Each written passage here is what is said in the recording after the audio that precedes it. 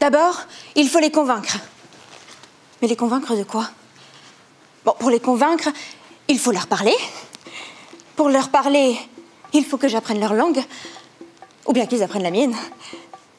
Mais quelle langue est-ce que je parle? Quelle est ma langue? Est-ce du français, ça?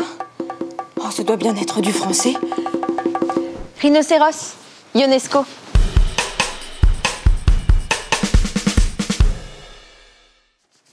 Rhinocéros est une pièce emblématique du théâtre de l'absurde. Un courant apparu autour de la Seconde Guerre mondiale et qui se place en rupture totale avec les genres préexistants. Et plus rien ne sera comme avant. La pièce Rhinocéros d'Eugène Ionesco est écrite en français, puis montée tout d'abord dans une traduction allemande au théâtre de Düsseldorf en 1959. L'histoire s'ouvre sur Béranger, accompagné de son ami Jean à la terrasse d'un café. Leurs banales conversations sont rapidement interrompues par une révélation. Les gens se transforment peu à peu et inexplicablement en rhinocéros, créant un climat de peur et de confusion. Nous suivons donc Béranger dans sa progression, qui doit se confronter à l'étrange réalité qu'il est en train de vivre et qui l'amènera à devoir choisir. Résister à la pression sociale et rester fidèle à son humanité, ou se fondre dans la masse et devenir une créature dénuée de conscience. Mais Béranger est le seul à refuser cette métamorphose.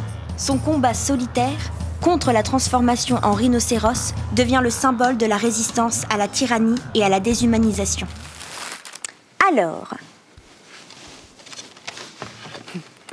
Alors, pour faire simple, les rhinocéros, c'est le fascisme.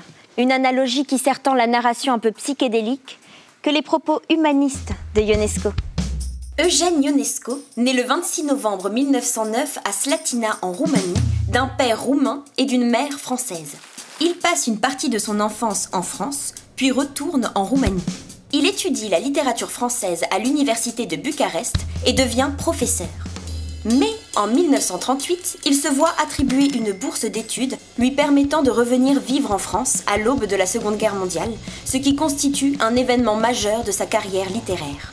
Il écrit sa première pièce, La cantatrice chauve, sous le nom d'origine L'Anglais sans professeur, montée pour la première fois en langue roumaine en 1934. La montée du fascisme en Roumanie, dans l'ensemble de l'Europe, ainsi que la Seconde Guerre mondiale, marque profondément Ionesco et teinte l'ensemble de son œuvre.